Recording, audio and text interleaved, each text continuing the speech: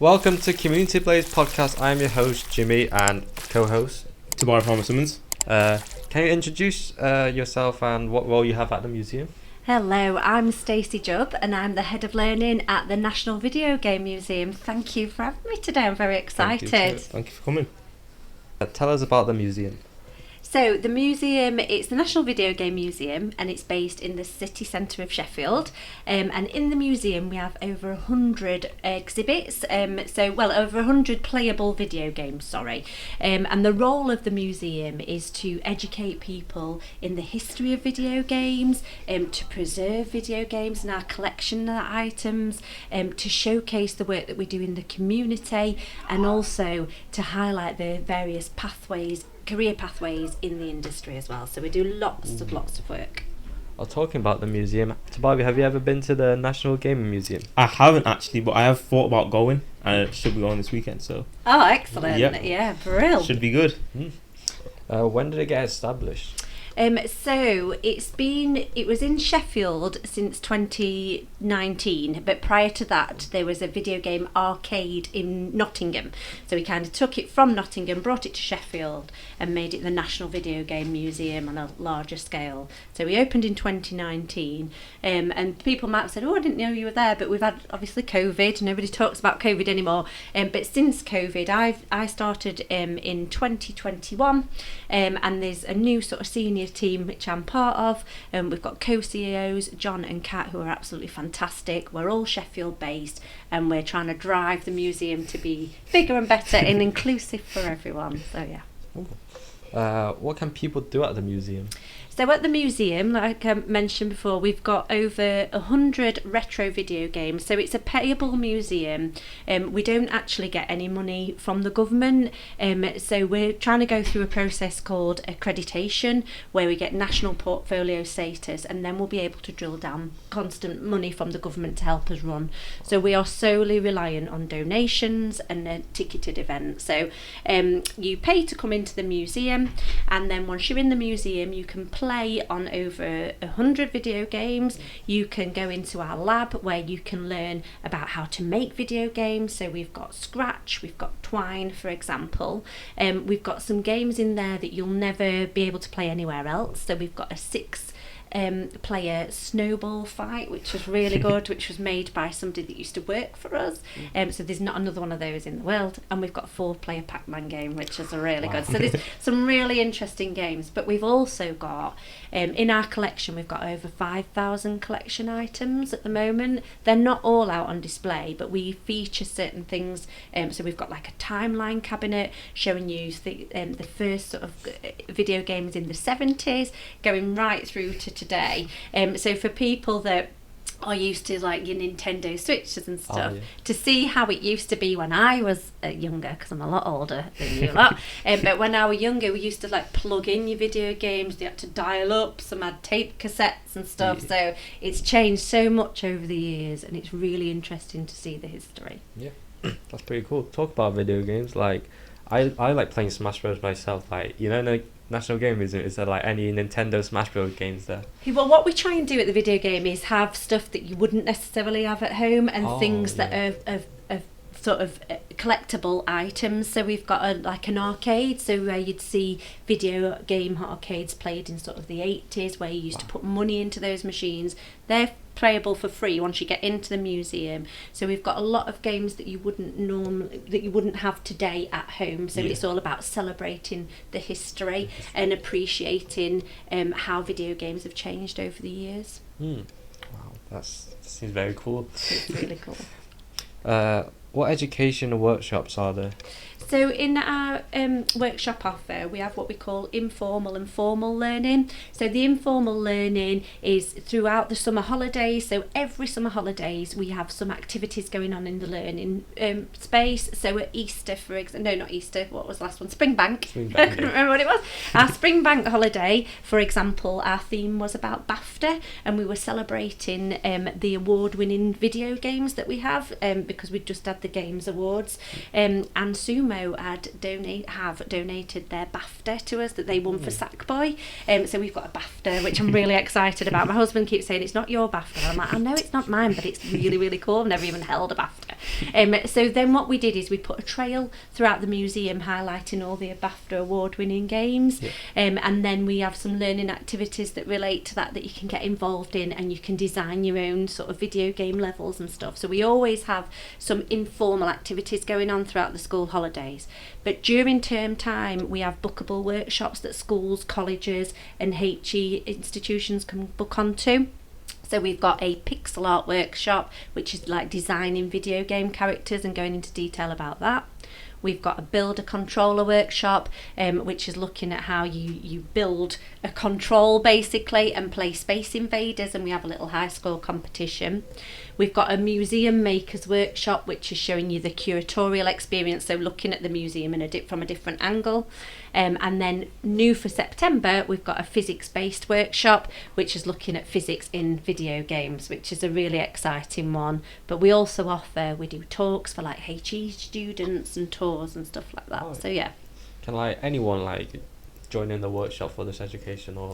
So the workshops are bookable via your school. So it's normally school teachers that book and bring like a group, or college students that'll come as a group, and we do sort of a discounted rate for the group bookings and things. We might have to tell Stella to take us a workshop. Yeah, definitely. So what is the actual price of it to actually visit? So you're testing me now. So for we've just put the prices up actually as of half term, because like I say, we're only reliant on ticket sales to just keep us afloat. We're a charity, we're not for profit. It's literally just to keep the museum running, and as you can imagine, using the technology that we have to keep it going costs quite a lot. So it's £14 for an adult, and £11 for a child, a youth, should we say. But we do lots of, have a look on the website. So the way that you get tickets is on our website, which is at National Video Game Museum. If you put that in into the internet and search for that, make sure you get UK, because there is a museum in America also, which sometimes we get some school bookings for. I think that's a long way to travel. But yeah, if you go online, so it's the nvm.org, and on there you'll be able to book your tickets. We do different family offers as well, and we've introduced a small family ticket, which is for one adult and up to 3 children, I believe. So there's different packages, but always book online. And we're open to the public on a Thursday and Friday afternoon, all day Saturday, all day Sunday, and then every day throughout the school holidays. What are the most popular stations at the museum? What do you think? So we've got Mario Kart, that's Mario Kart, always really popular. We've got FIFA, which again is quite popular. The 4-player Pac-Man. We've got a dance machine, which you don't always see anymore. Yeah. So that's really good. And the 6-ball snowball fight is quite a good thing to get involved in, and that's really good for younger years as well, because it's quite easy to do. What do you think, like, what would you prefer to play if you was at the museum? So mine is the snowball fight. Snowball I just fight. love it, yeah. It's the only one I can do, really. So yeah, I do really like it. What do you think, Tabali? What about you? The snowball one does sound good. It sounds really fun, actually. So when I do go, I'm definitely going on that one. Yeah, it is good fun. I think I might just do the dancing one. I actually like dancing, so the dancing one will definitely suit me. Yeah, you can burn a few calories while you're at it as well, so you feel like you get, not that I'm saying you need to, but I feel like you get some good exercise at the same time, so yeah, it's pretty cool.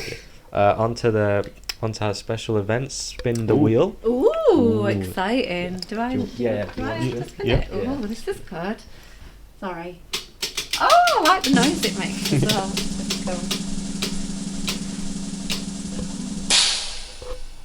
Cool. Unpopular food choices. Like, what food do you think it's like you really like, but not a lot of people know the food that well? Ooh, unpopular food choices. What do I really like that nobody likes? Oh, what did I have last night? Yeah, and everybody in my house was like, what are you doing? Cottage cheese and pineapple. Ooh. Does that go? That sounds like a weird combination. Yeah. But that does sound nice though. They actually sell that as a combination together, you know. You can buy cottage cheese with chunks of pineapple in it. Oh. Wow. Wow. It's a taste sensation. That's just. Want to spin a wheel again? Yeah, let's go for another. Just like that noise. We do that all day. Oh, it's going back. Going back. What was that? Dessert description. What would you prefer as your dessert? My favourite dessert would be the classic sort of apple crumble. Good, Oh, hearty, crumble. Can't go wrong with apple crumble. wholesome food. The Yeah. crumble's good. What about you, Tabari? Favourite? Ooh, I'd have to say cookie though. What kind of yeah. cookie? I'd say specifically Kinder Bueno. I think that's the best one there is. Yeah. Yeah, Kinder- Kinder Bueno. Yeah, Never heard Kinder of that. Bueno, yeah. You've never? How? You know, like Kinder Egg. Oh, Kinder yeah, Egg. Yeah. Ooh, What's yours? mine. I gotta go with cheesecake. I'm into cheesecake recently. I don't know why, but it's just so nice. I normally don't like cakes, but cheesecake it's just nice. I like it. So, what is Game Careers Week actually? So every year, so for 4 years now, in the last week in June, so it's the 24th of June till the 30th of June, we have a Games Careers Week. And what we try and do, we've got a dedicated site called gamescareersweek.org, and with that site, it's an all year round resource, but it shows you like different ways of getting into the games industry. So what we try and do in Games Careers Week is just celebrate all the different varied pathways of getting into the industry, showcase everything that the studios are doing, that colleges are doing, that HE are doing, and try and put it all together in one place, because everybody's doing so much fantastic work. A lot of young people don't know how to get into the industry, and we really try and help to promote that. So for the week, there'll be lots of online stuff going on, but also on the Tuesday and Wednesday of that week, so the 25th and 26th, we've got a careers fair that we're hosting at the museum. Now we've invited schools to come for free, so we've sent out to all the Sheffield schools, particularly schools that have got high student premium, specialist educational needs schools, so schools that wouldn't normally come to our museum, schools that couldn't afford to come to our museum, so we're allowing the schools to come for free that we've invited, and we've been fortunate to get some sponsorship from Bone Loaf, which is a Sheffield based studio, and they've been our supporter sponsors this year, so with that money we're allowing the students to access for free. But in the afternoon we're open to the public, for them to also sort of pay to come into the museum to get more, to benefit from that experience. So for the careers fair we've got over 16 exhibitors coming into the museum, and like I said, these are from local studios, from HE, from FE, so you can talk to them about a career pathway into the industry. We've got some women in games ambassadors there as well, and then we've also got some workshops that are like games making workshops that you can just drop into, as well as being able to play in all the video games in the museum. I think that's like that would be very beneficial to like students in this course, because everyone here does esports, but mainly a lot of people don't know like after this course what were they gonna do. I think going to the careers fair would bring them open Absolutely, and I just think the more opportunities that we can supply like this, the better, and any conversation you have is going to be a really good conversation, and it might just spark something for your future, and we're looking at like the transferable skills, so like you say, all the skills you've benefited from this course, you could transfer them onto a different pathway. You might want to go into the management process, for example, or you might want to go into programming. There's different things that you could go into just from doing this course, and it's about getting all that together. So on the Tuesday and Wednesday we've got the careers fair, so all week there's online stuff going on. Tuesday and Wednesday we've got the careers fair. On Thursday we're gonna, in our public session in the afternoon, we're open up in our educational room and we're doing some QA testing on the game Gang Beasts. So Bone Loaf have provided us a version of their game which have got bugs in, and you've got to try and find the bugs, so a bit of a testing experience, so that's going to be facilitated by our learning team. On Friday we've got your course in here, so we've got the wonderful esports team coming in Friday afternoon, and they're going to show you about live streaming and how to do that, because some people have never done that before, and it's something we've never done in our museum before, so we're really excited about that. On the Saturday, again, we've opened up our learning room, so this is for all the public who are paying to come into our museum.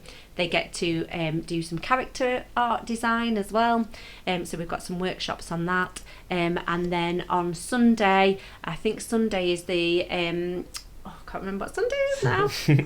Character art, and then Sunday is bitsy making. I think it's games making again. But all I can say is for the up-to-date information, just go onto the Games Careers Week site and you'll be able to book. You can get on there and book various activities and see what's going on throughout the country as well, because there'll be some like online talks and Q&A sessions going on all week that we're trying to promote.